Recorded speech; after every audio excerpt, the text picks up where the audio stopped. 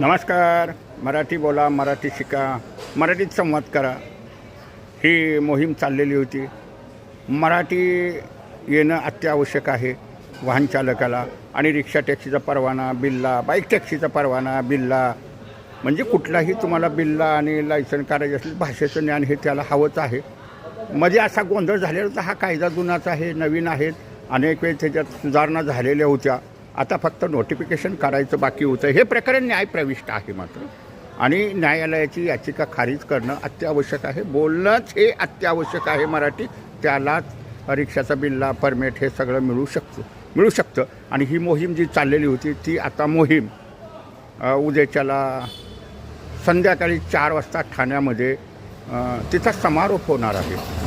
त्यासाठी महाराष्ट्राचे मुख्यमंत्री, दोन्ही उपमुख्यमंत्री, जवळजवळ अर्धा डझन मंत्रिमंडळ तिथं येणार आहे.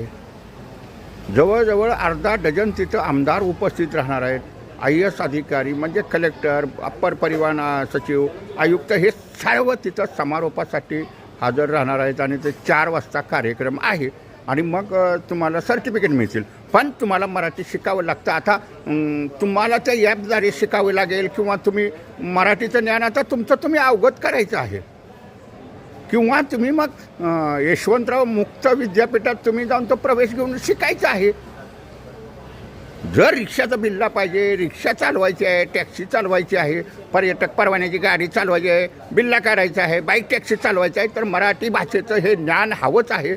आणि आता त्या मोहिमेचा उद्याच्याला समारोप आहे ठाणा येथे. हे मात्र कोणी विसरू नका. आणि तिथं मुख्यमंत्री बी आहेत, उपमुख्यमंत्री एकनाथ शिंदे साहेब आहेत, उपमुख्यमंत्री सुमित्राताई पवार आहे. अशी ही सर्व मंत्रिमंडळ, जवळजवळ अर्ध मंत्रिमंडळ आहे. म्हणजे जवळजवळ 6 कॅबिनेटचे मंत्री येणार आहेत.